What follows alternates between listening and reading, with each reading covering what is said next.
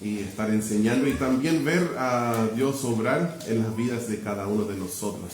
Así que, como dije, es el último mensaje de Nehemías y como título se llama este sermón El futuro del pueblo de Dios. Nehemías capítulo 13. El pecado amenaza el bienestar en la actualidad del pueblo de Dios y también su futuro.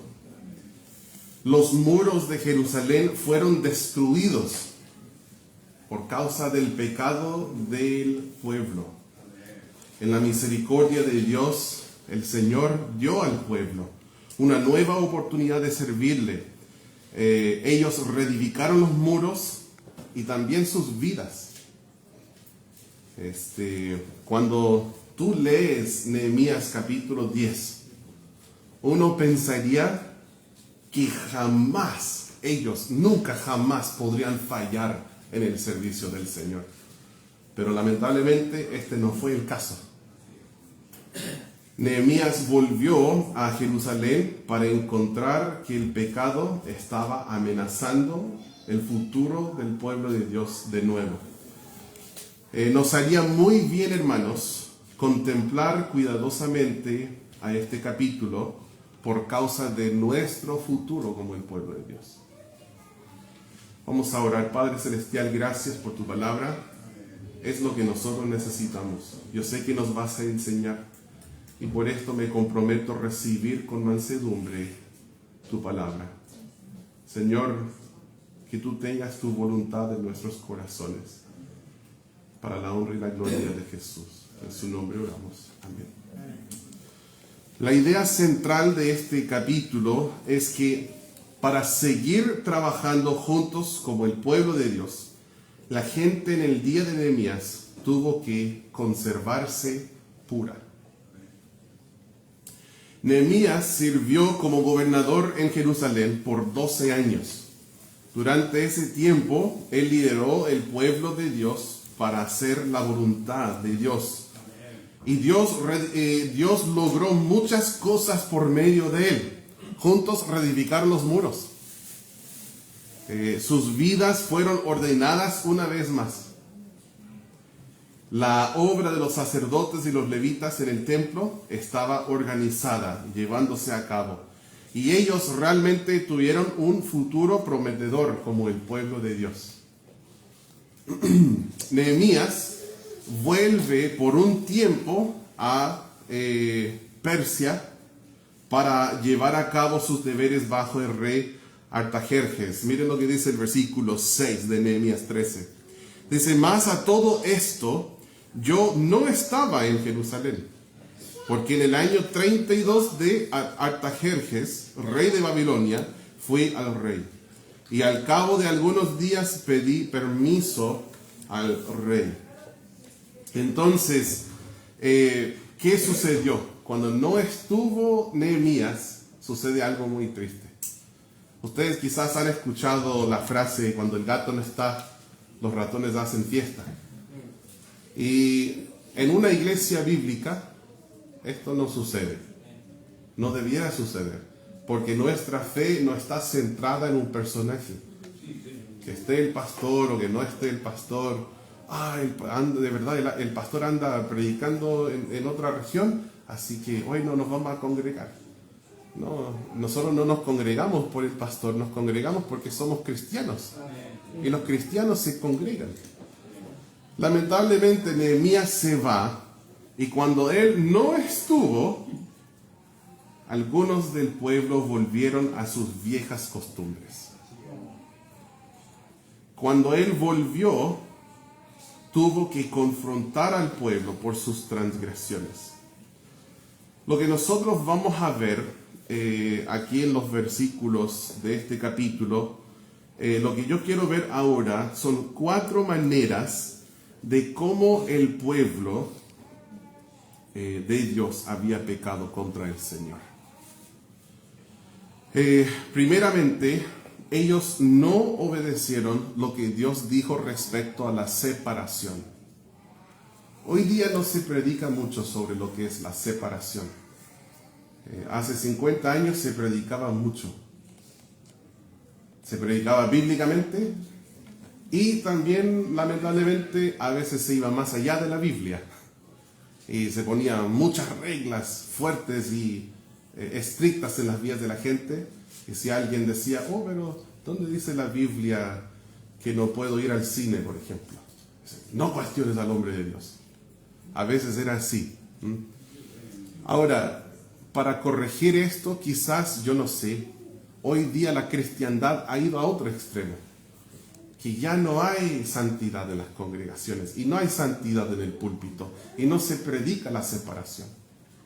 Y todo es, haz lo que te hace feliz y yo hago lo que me hace feliz y no, más allá de eso no nos vamos a meter, está todo bien. No predicar contra el pecado.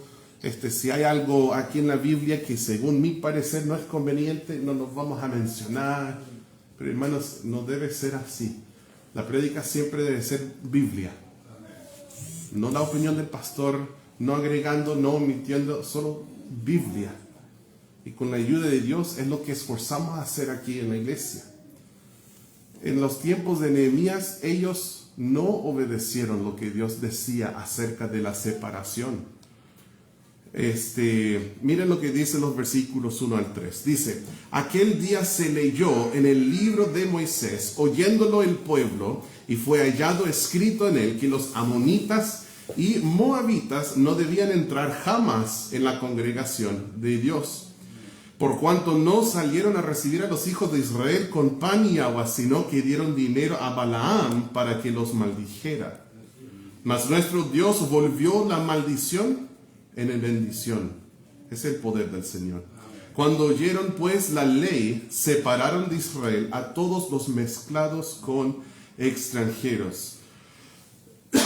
Tú puedes leer en Deuteronomio 23, versículos 3 al 5, que Israel había de separarse de los amonitas y los moabitas. Son grupos que les resistieron cuando ellos iban camino a Canaán. Los moabitas contrataron a Balaam para maldecir a Israel y Dios convirtió esta maldición en bendición. Pero por estas razones no eran permitidos ellos en el templo. Y el pueblo de Dios aquí responde removiendo a aquellos que se mezclaron con los extranjeros.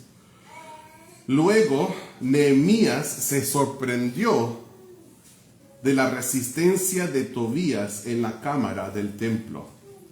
Sigamos leyendo el versículo 4. Y antes de esto, el sacerdote Eliasib, siendo jefe de la cámara de la casa de nuestro Dios, había emparentado con Tobías. El Eliasib tenía un aliado con Tobías. Y cuando nosotros leemos acerca de él, el sacerdote Eliab, y esa alianza que él había creado con este amonita Tobías, claramente podemos ver que él fue un enemigo de la obra de Dios. Y siendo sacerdote, también puedes leer de esto en el 4:3 del mismo libro. Dice, y estaba junto a él Tobías amonita, el cual dijo, lo que ellos edifican del muro de piedra, si se subiera una zorra lo derribará. Tobías era muy malo y Eliasib hizo un aliado con él.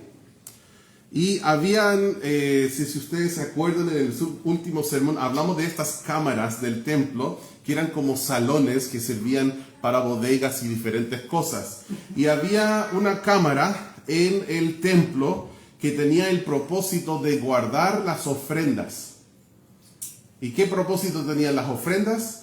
Para que los obreros de la casa de Dios pudiesen trabajar. De hecho, siempre ha sido el propósito de los diezmos y las ofrendas para que la casa de Dios y los obreros de la casa de Dios puedan funcionar y existir. En el Antiguo Testamento era así. En el tabernáculo, después los templos. Y en el Nuevo Testamento la casa de Dios ya no es un tabernáculo, ya no es un templo, sino que es la iglesia del Dios viviente. Entonces, todo lo que llega a nuestra iglesia como diezmos y ofrendas se ocupa para que esto pueda correr. Y normalmente sería para un sueldo para mí como pastor, pero yo no recibo un sueldo de las ofrendas y de los diezmos de nuestra iglesia porque soy misionero. Entonces, esto sí ayuda a pagar el sueldo del asistente del pastor. También podemos hacer otras cosas, pero siempre ha sido el propósito del diezmo para la casa de Dios y los obreros de la casa de Dios. Pero en vez de tener esta cámara, este uso, ni era necesario porque estaba vacía, porque la gente ya no estaba dando. Entonces, ¿qué sucedió? Este sacerdote le dijo a Tobías: te lo presto, ahí puedes vivir. Miren lo que dice en el versículo 5. Dice: y le había hecho una gran cámara en la cual guardaban antes las ofrendas, el incienso, los utensilios, el diezmo del grano, del vino y del aceite que estaba mandado dar a los levitas, a los cantores y a los porteros, y la ofrenda de los sacerdotes. El versículo 6 al 8, miren lo que dice: mas a todo esto, yo no estaba en Jerusalén. Eso ya lo leímos, ¿cierto? Él se había ido donde el rey, en Babilonia. Dice el versículo 7, para volver a Jerusalén, y entonces supe del mal que había hecho Eliasib por consideración a Tobías, haciendo para él una cámara en los atrios de la casa de Dios. Y me dolió en gran manera, y arrojé todos los muebles de la casa de Tobías fuera de la cámara. Nehemías fue grandemente afectado por este mal que había hecho Eliasib. Él empezó a tirar todas las posesiones de Tobías de la casa de Dios, como correspondía. La presencia de este amonita profanaba la casa de Dios. ¿Me entienden? Era gravísimo lo que había sucedido. Nehemías se va y las cosas se han ido muy mal. Luego era necesario purificar ceremonialmente de nuevo y restaurar esto a su propósito original. El versículo 9 dice: y le dije que limpiase las cámaras e hice volver allí los utensilios de la casa de Dios, las ofrendas y el incienso. Entonces, el primer pecado del pueblo contra el Señor aquí: no obedecieron lo que Dios dijo respecto a la separación. Y yo no sé qué impacto puede tener esto en tu vida. Quizás tú estás viendo cosas que no tienen lugar en la vida de un hijo de Dios. No estás obedeciendo a Dios en cuanto a lo que Él dijo de la separación. Quizás tú estás escuchando música mundana, que tú sabes que esa música no es para un cristiano. O quizás tú estás vistiendo de una manera que no le agrada al Señor. Yo no sé qué puede significar. Los lugares donde vas, lo que tú escuchas, los amigos. No es que no puedas tener amigos perdidos. Sí, Cristo fue amigo de los perdidos. Queremos ganar al pecador, a Cristo. Pero las amistades más cercanas que nosotros tenemos siempre van a ser con una persona que ama al Señor. Vamos a evitar el yugo desigual, la Biblia lo llama. Si tú entras en un yugo con una persona que profana a Dios con su vida, con su boca y con todo lo que hace, y tú estás en un yugo con ellos, esto no va a funcionar bien. Tienes que cuidar mucho tus amistades. Tienes que buscar amistades que van a edificarte, amistades que van a servir para que tú seas un mejor cristiano, para que ames a Dios para que crezcas más en la fe, para que tú sirvas al Señor.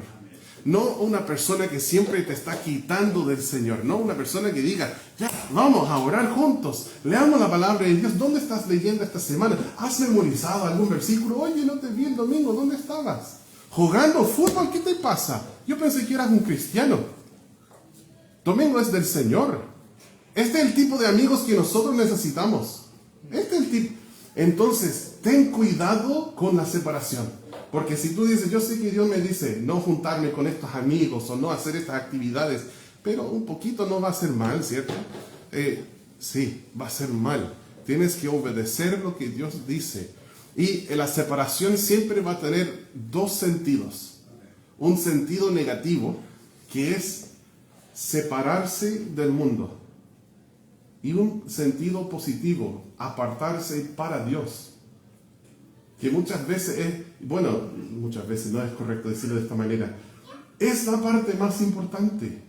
Que te entregues al Señor, que te consagres.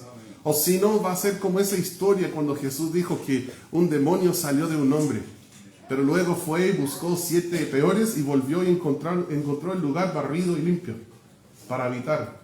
Hay algunos que dicen, ya no voy a escuchar reggaetón. Yo sé que no es bueno para mi alma. Y lo deja. Pero después dejan de escuchar música. Pero ¿qué pasa? ¿Por qué no escuchan música que le honra al Señor? Música que le glorifica a Cristo. O si no, después van a entrar quizás 7 peores. ¿Me entiendes? Entonces hay un lado negativo, pero también hay un lado positivo. Quizás ya no vas a ir a lugares donde no debes ir. Pero no significa quedarte en casa así todo el tiempo. Involúcrate en la obra del Señor. Es sábado, voy a salir a ganar almas con la iglesia. Y hablando de esto, ayer salió un buen grupo. Me dijo Ani que éramos 17. Y faltaron algunos más. Ojalá puedas ir el otro sábado.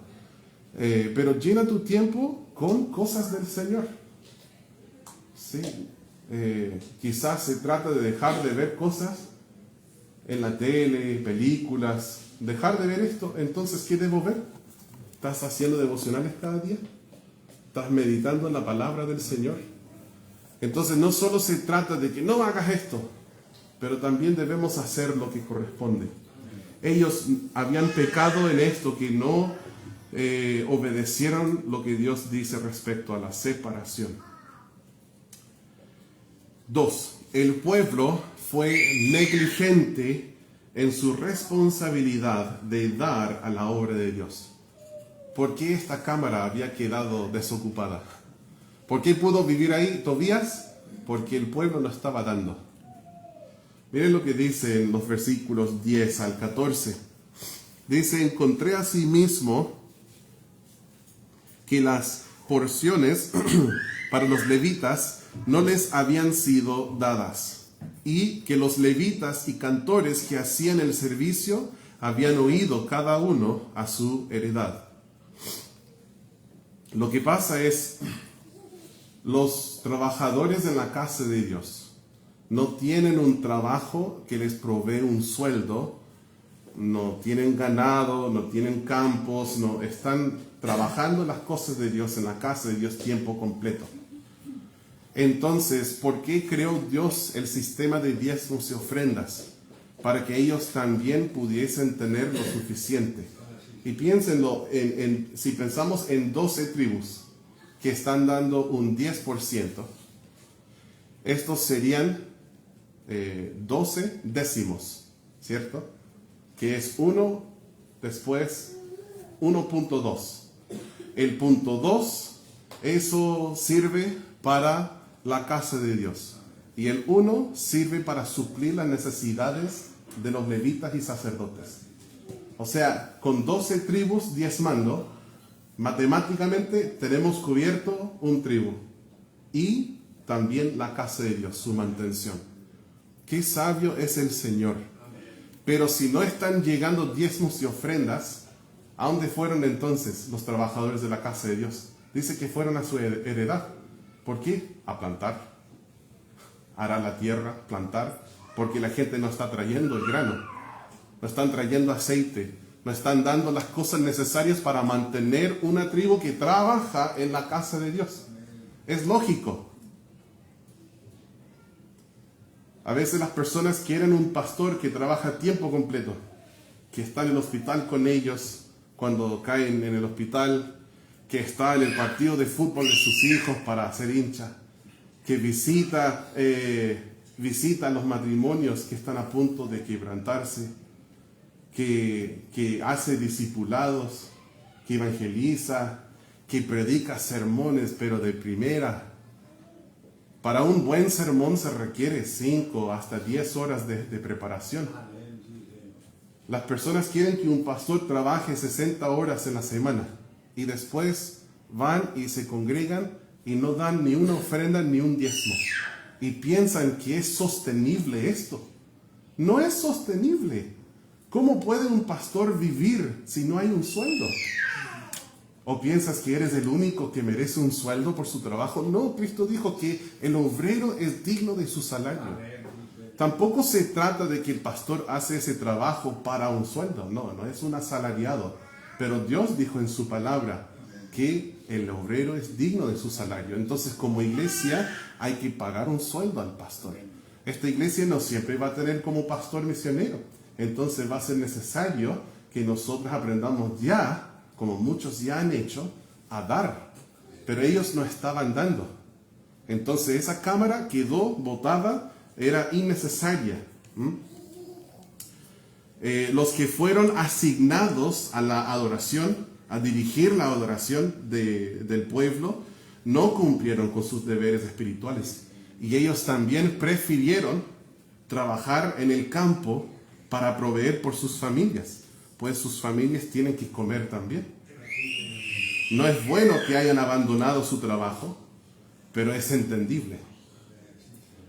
El versículo, Nehemías reprende a los líderes y les llama a que cumplan con sus compromisos. Miren en el versículo 11. Entonces reprendí a los oficiales y dije: ¿por qué está la casa de Dios abandonada? Y los reuní y los puse en sus puestos. Les puso en su lugar y les reprendió. Dicen: ¿qué les pasa? Ustedes tienen su responsabilidad. Miren en el capítulo 10 y el versículo 39. En el 10:39 dice: porque las cámaras del tesoro han de llevar los hijos de Israel y los hijos de Leví la ofrenda del grano, del vino y del aceite. Y allí estarán los utensilios del santuario y los sacerdotes que ministran, los porteros y los cantores, y no abandonaremos la casa de nuestro Dios. Y Nehemías les reprende y les dice: ¿por qué han abandonado la casa de Dios? La gente respondió bien. Y esto cuesta, ¿sí? Hoy día también cuesta. Si tú predicas sobre el dinero, la gente va a decir: viste, es un ladrón ese pastor. Una persona, no sé, me da susto publicar en redes sociales porque la gente dice: mira, un ladrón. Gente que ni me conoce, o sea, no me conocen, no saben que jamás he recibido ni un peso de nuestra iglesia. Ladrón. Pero sí entiendo que hay algunos pastores que han hecho mal a las congregaciones, tal como algunas congregaciones le han hecho mal a algunos pastores, no pagando un sueldo. Pero es triste que meten a todos en un mismo saco por el mal comportamiento de algunos.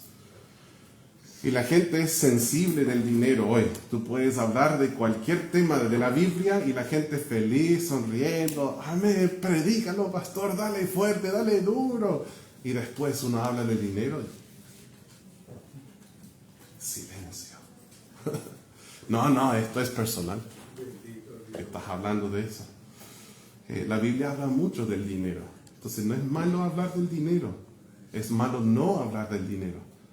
También es malo hablar del dinero no bíblicamente. Queremos que sea bíblico, ¿cierto? Por eso es importante que tú siempre estudies y que no simplemente creas lo que escuchas. Hay que profundizar en la palabra de Dios para ver si es así. En los días de ellos tenían que dar legalmente. Hoy día nosotros damos el diezmo, pero lo hacemos porque nosotros proponemos hacerlo. No porque alguien nos cobra, no es por necesidad, no es por obligación. Nosotros lo hacemos libre y voluntariamente. Hoy día así se practica el dar. Bueno, ¿cómo respondieron ellos? Respondieron bien. Dice en el versículo 12: y todo Judá trajo el diezmo del grano, del vino y del aceite a los almacenes. ¿Y saben qué, hermanos? Cuando el pueblo de Dios honra a Dios con el dar, la obra de Dios puede seguir. La obra de Dios puede seguir. No porque Dios depende de nuestro dinero, no, es porque Dios estableció que fuera así. Y obedeciendo y honrando a Dios, las cosas pueden seguir adelante. Dice el versículo 13, y puse por mayordomos de ellos al sacerdote Selemías y al escriba Sadoc, y de los levitas a Pedaías, y al servicio de ellos a Anán, hijo de Zacur, hijo de Matanías, porque eran tenidos por fieles, y ellos tenían que repartir a sus hermanos. Nehemías pidió al Señor recordar su obra y cómo Él le había servido. Dice el versículo 14, acuérdate de mí, oh Dios, en orden a esto, y no borres mis misericordias que hice en la casa de mi Dios y en su servicio. Otra ofensa del pueblo de Dios contra el Señor. Hemos visto que no obedecieron lo que Dios dijo respecto a la separación. Hemos visto que fueron negligentes en su responsabilidad de dar para la obra de Dios. Y también vamos a ver que el pueblo de Dios estaba trabajando en el día de reposo. No estaban observando el día del Señor. Miren en el versículo 15. En aquellos días vi en Judá a algunos que pisaban en lagares en el día de reposo y que acarreaban haces y cargaban asnos con vino y también de uvas, de higos y toda suerte de carga, y que traían a Jerusalén en día de reposo, y los amonesté acerca del día en que vendían las provisiones. Yo entiendo que hay algunos puestos en la sociedad que requieren trabajo un día domingo. Por ejemplo, un enfermero que trabaja en el hospital. Si no hay un enfermero en el hospital no puede funcionar el domingo. Y no se cierra el hospital el domingo. Entonces es entendible esto. Un carabinero, ¿cierto? Un militar que hace guardia. Siempre va a haber ciertos trabajos en la sociedad que requieren que trabajemos el domingo. Esto entiendo. A veces van a haber emergencias, cosas inevitables, que caiga tu animal en un hoyo un día domingo. Entiendo, ¿sí? El problema es que muchos cristianos se les cae su animal al hoyo cada domingo, ¿sí? Y eso no está bien. La iglesia debe ser una prioridad para nosotros, ¿sí? Si está bajo tu control no trabajar un domingo, no trabajes el domingo. Yo tuve muchos diferentes trabajos antes de ser pastor, cuando era un miembro de una congregación. Y siempre en la primera entrevista les decía, siempre, yo no puedo trabajar domingo, no puedo trabajar sábado a las 10 porque hago evangelismo con mi iglesia, y no puedo trabajar los miércoles a las 7. Y saben que en cada uno de mis trabajos yo siempre salí seleccionado primero. Siempre. Nunca hice una segunda entrevista en otra empresa. Siempre salí primero. Todas las veces. Y el Señor me dio favor. Y sabes que en casi todas las veces me probaron también. Igual me pusieron en el calendario para trabajar domingo. La primera semana. Y yo le dije, oh, lo siento, jefe, ese día no puedo trabajar. Bueno, vas a tener que encontrar un reemplazo. No, lo siento, jefe, le dije en la entrevista que no puedo trabajar los domingos, así que usted va a tener que encontrar un reemplazo. Pero ¿saben qué? En mis horarios era el primero en llegar y era el último en salir, y jamás estaba ocioso, siempre trabajando. Si no tenía nada que hacer, iba a limpiar los baños, me ponía a barrer. Yo siempre era el más trabajador y me querían mucho. A pesar de no trabajar los domingos, incluso los turnos terminaban siempre a las 7, pero me dejaban ir antes para ir a congregarme los miércoles. Debemos priorizar al Señor. En primer lugar, yo no estoy diciendo que digas eso de miércoles o de sábado, era cosa mía, pero el domingo es el día del Señor. No es tu día para hacer lo que tú quieras el domingo es de Dios. No es tu día. para que tú hagas lo que tú quieras. Es el día para congregarse. Ahora, eso suena muy feo, como muy estricto, muy obligado, pero no lo veas así. Es parte de lo que nosotros, es parte del gozo de la vida cristiana, el congregarse. Yo no llego aquí así como, otro domingo tengo que estar ahí, soy el pastor. No, yo vengo y disfruto. Como ustedes, nos abrazamos, nos besamos, cantamos al Señor juntos, gozosos. Siempre es de bendición. El pueblo en los días de Israel estaban vendiendo en el día de reposo y no podían hacer esto. Ahora entiendo que el día de reposo y domingo no es lo mismo, eso lo tengo claro. El día de reposo es el séptimo día, es sábado, ¿sí? Nosotros nos congregamos el domingo. Ahora, ellos compraban pescado, compraban mercadería en el día de reposo. El versículo 16 dice también, había en la ciudad tirios que traían pescado y toda mercadería y vendían en el día de reposo a los hijos de Judá en Jerusalén. Aquí hay dos problemas. Está el problema de que gente está trabajando y vendiendo. ¿Pero por qué están vendiendo?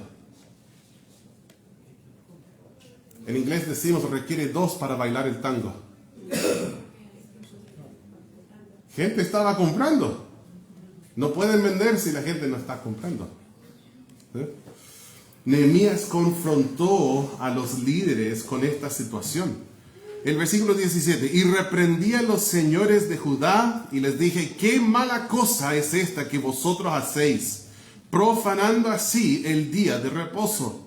¿No hicieron así vuestros padres y trajo nuestro Dios todo este mal sobre nosotros y sobre esta ciudad? Y vosotros andáis, añadís ira sobre Israel profanando el día de reposo. ¿Tan corta es su memoria? ¿No se acuerdan que nosotros recién reedificamos los muros? ¿Y saben por qué los muros se derribaron? Es por cosas así. Yo en mi mente puedo escuchar hasta el enojo y la molestia y la frustración de Nehemías, hablando con el pueblo y hablando con los líderes. ¿Cómo han liderado sus familias y sus tribus y su gente de esta manera?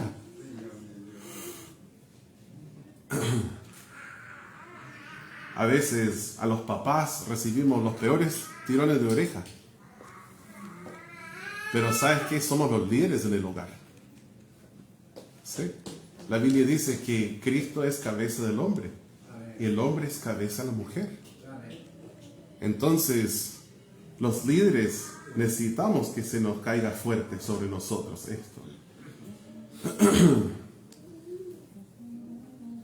Los que vendían, aquí nos habla de algunas medidas que tomó para resguardar el futuro del pueblo de Dios. Miren lo que dice el versículo 19.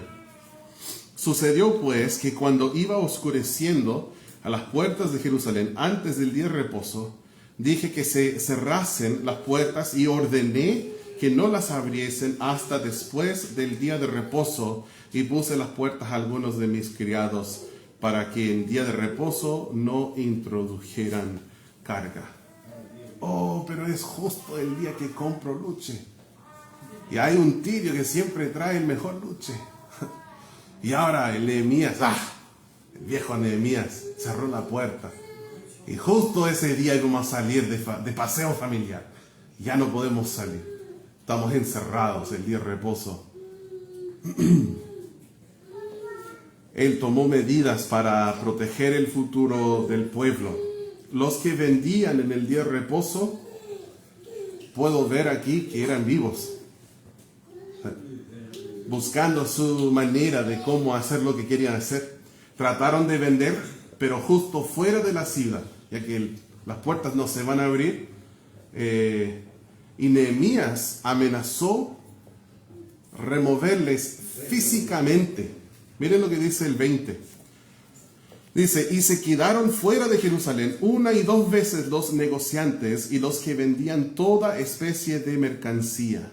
Y los amonesté y les dije, ¿por qué os quedáis vosotros delante del muro? Si lo hacéis otra vez, os echaré mano.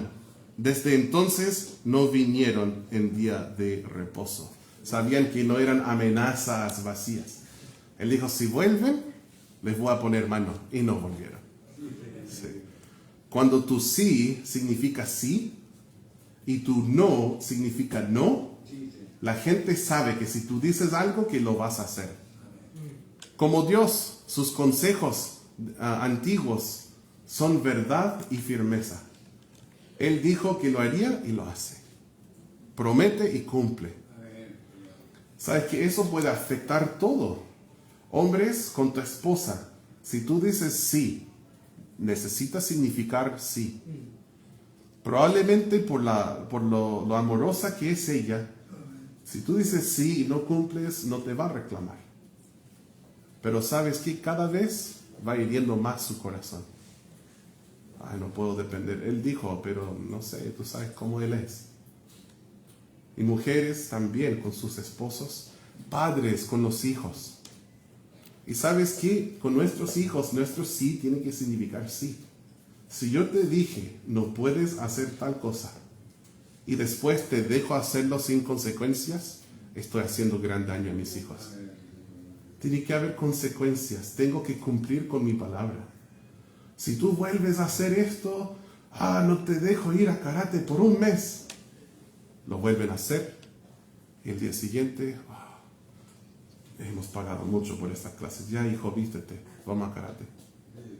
Los chicos están viendo y están escuchando. Y ellos están siendo entrenados por ti. Tu sí necesita ser sí, tu no necesita ser no. Ahora, si te equivocas y tienes que cambiar que tu sí no sea un sí, debes decir, yo cometí un error porque dije tal cosa y no va a ser así. Y te quiero pedir disculpas porque yo me equivoqué. ¿Sí? Nehemías dijo, les voy a poner manos si vuelven. Entonces no volvieron. El versículo 22 dice, y dije a los levitas que se purificasen y viniesen a guardar las puertas para santificar el día de reposo.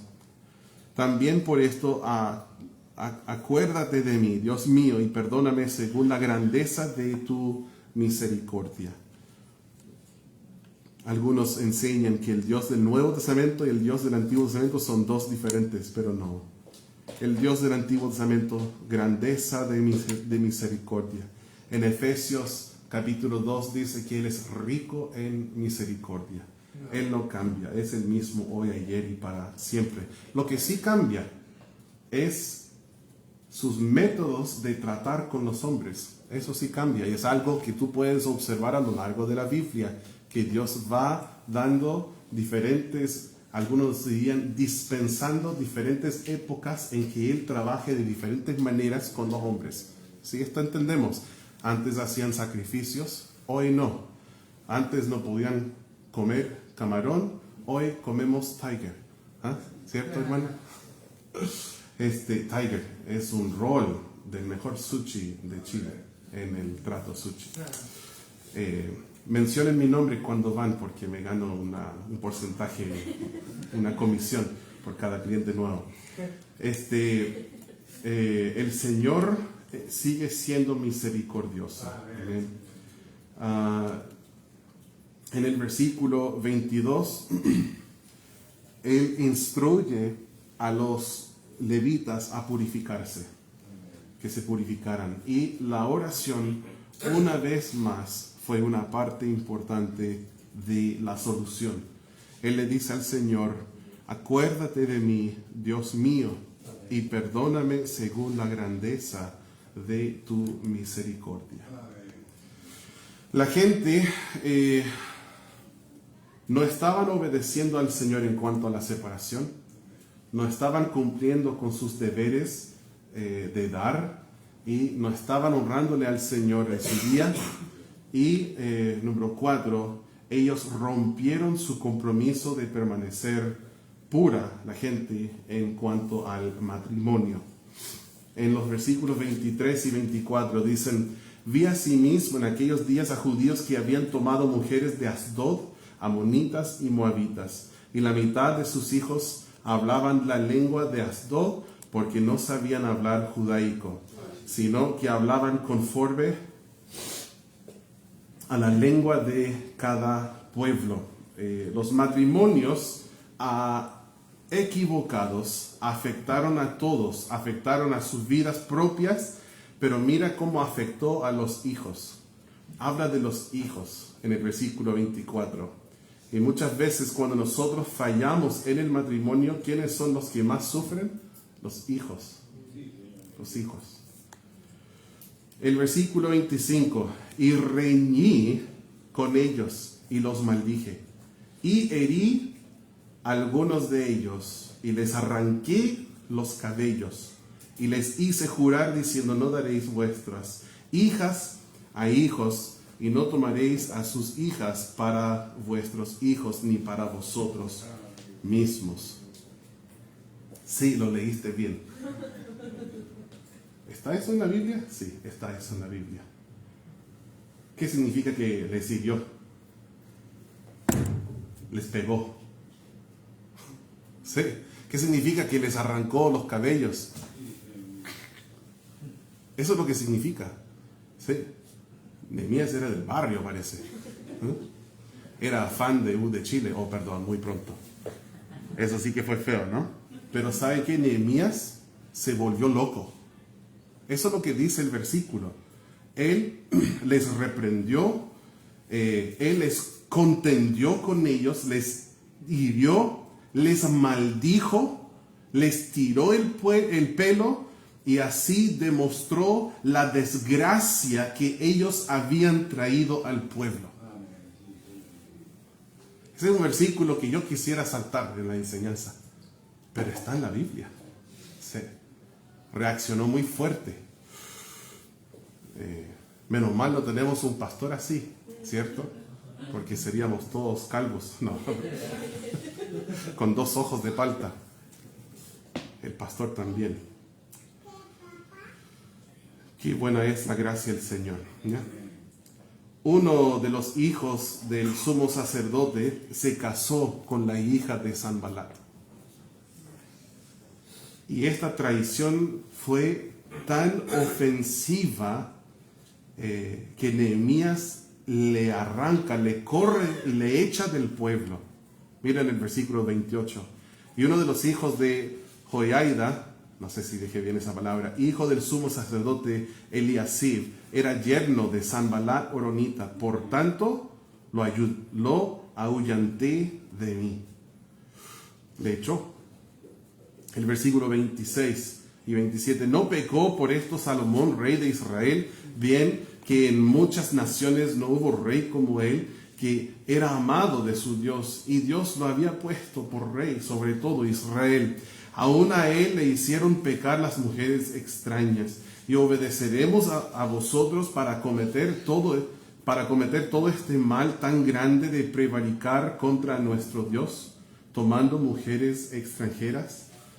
Nehemías les reprende y les recuerda del efecto dañino de matrimonios fuera de la voluntad de Dios. Y una vez más, Nehemías se acerca al Señor por medio de la oración y purifica al pueblo de Dios para el servicio de Dios. Versículo 29. Acuérdate de ellos, Dios mío, contra los que contaminan el sacerdocio y el pacto del sacerdocio y de los levitas. Los limpié pues de todo extranjero y puse a los sacerdotes y levitas por sus grupos, a cada uno en su servicio, y para la ofrenda de la leña en los tiempos señalados, y para las primicias acuérdate de mí, Dios mío, para bien. Mientras las acciones de Nehemías quizás puedan parecer extremas a algunos, él sabía que el pecado de Israel era una amenaza al bienestar actual y en el futuro del pueblo de Dios, y por eso era necesario purificar al pueblo de Dios. Ahora, si nosotros vamos a seguir trabajando juntos hoy y para el futuro, tenemos que conservarnos puros. Dios desea una iglesia pura. Miren el Hechos 20 conmigo. Don Ignacio, ¿usted podría traerme un vaso de agua, por favor? Gracias.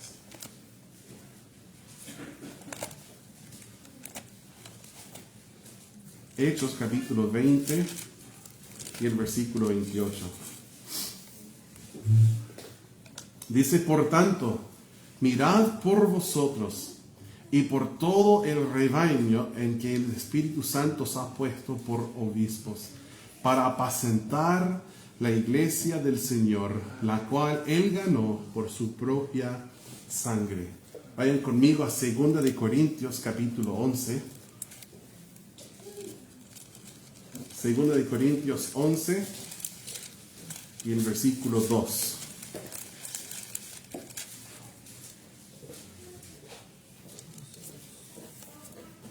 Dice, porque os celo con celo de Dios, pues os he desposado con un solo esposo para presentaros como una virgen pura a Cristo.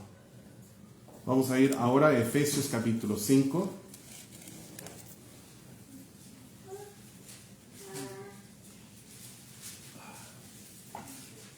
Efesios 5.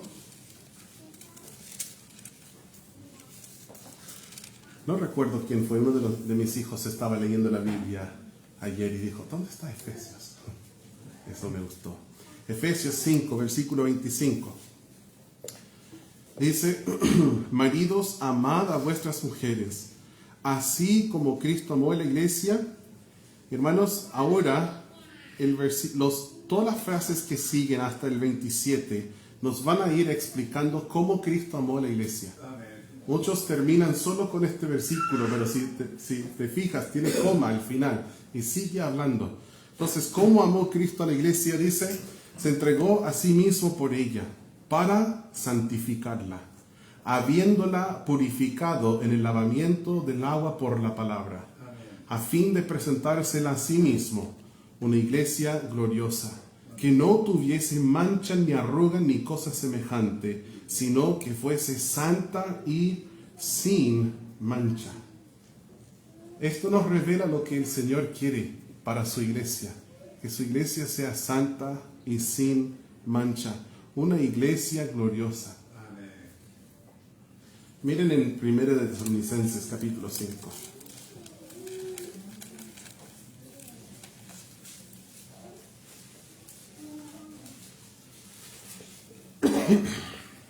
Primero de Tesalonicenses 5, versículo 23.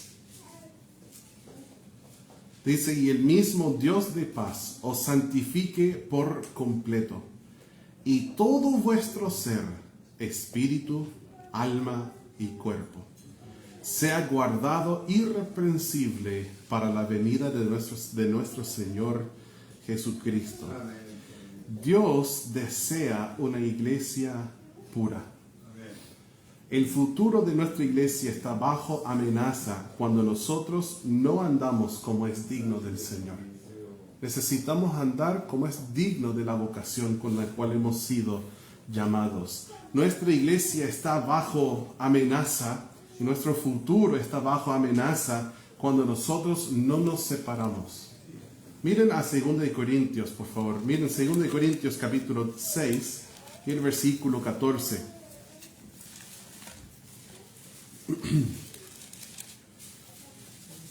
2 Corintios 6:14 dice, no os unáis en yugo desigual con los incrédulos, porque ¿qué compañerismo tiene la justicia con la injusticia? ¿Y qué comunión la luz con las tinieblas? ¿Y qué concordia Cristo con Belial? ¿O qué parte el creyente con el incrédulo? ¿Y qué acuerdo hay entre el templo de Dios y los ídolos? Porque vosotros sois el templo del Dios viviente, como Dios dijo, habitaré y andaré entre ellos y seré su Dios, ellos serán mi pueblo. Por lo cual, salid de en medio de ellos y apartaos, dice el Señor, y no toquéis lo inmundo. Y yo os recibiré y seré para vosotros Padre, y vosotros me seréis hijos e hijas, dice el Señor Todopoderoso. Tú dices, pastor, yo lucho con la mundanalidad, amando a lo que es de este mundo. ¿Qué debo hacer? Salir del medio de ellos y apartados. Amén. Separación. Debe ser distinto, debe ser diferente. ¿Sí? Eso es lo que Dios quiere. como parte del proceso de santificación que Él está haciendo en nosotros. Cuando una iglesia no toma en cuenta esto, está bajo peligro, está bajo amenaza. Nuestro futuro está bajo amenaza cuando nosotros dejamos de dar a la obra de Dios.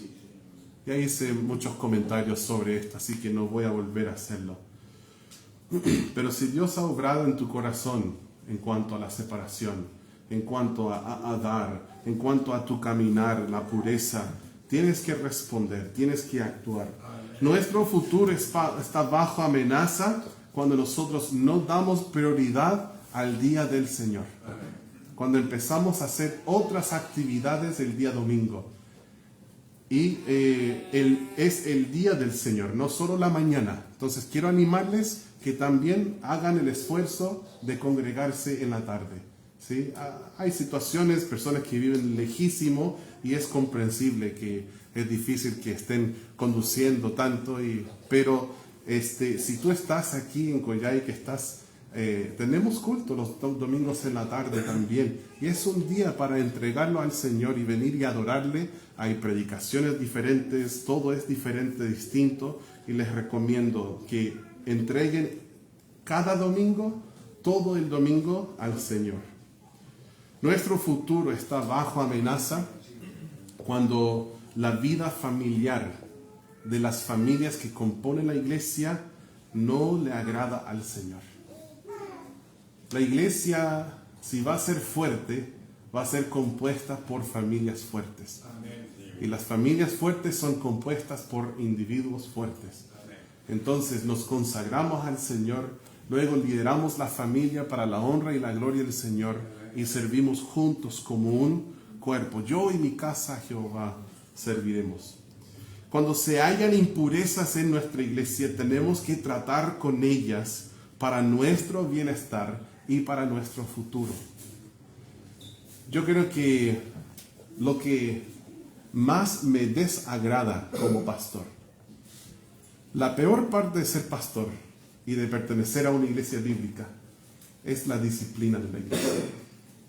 Cuando hay una persona, miembro, que fue salvo y se bautizó, que está en un pecado abierto sin arrepentirse, aún después de reiteradas amonestaciones, es muy triste para mí que esta persona tenga que ser removida de la membresía de la iglesia. Pero así nos dice el Señor. Y tenemos que hacerlo. ¿Por qué? Porque un poco de levadura leuda toda la masa.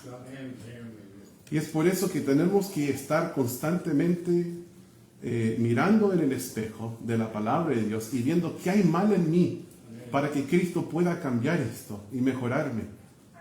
Y si alguien nos señala, estás en pecado, vas por un camino que tiene un rumbo malo, debemos ser sabios. Con mis hijos y mi esposa hemos estado leyendo Proverbios y habla mucho de eso, como el necio no escucha reprensión. Pero si tú reprendes a un sabio, te va a amar y va a ser aún más sabio. Nosotros, si tenemos impurezas, necesitamos mejorar. Tenemos que tratar con ellas. Conservar una iglesia pura requiere que nosotros vivamos conforme a la palabra de Dios. Conservar una iglesia pura requiere un liderazgo piadoso. Conservar una iglesia pura requiere confrontación. Conservar una iglesia pura requiere arrepentimiento. Requiere también acción preventiva. Como Él puso personas en las puertas, ¿cierto? Conservar una iglesia pura requiere la oración. La oración. Anoche estuve en la pieza de mis hijos.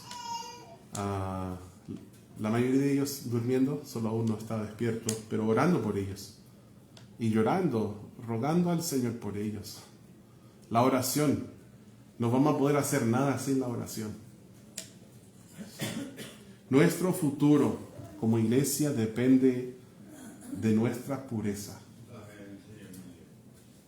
Nosotros tenemos que conservarnos separados del mundo y apartados para Dios.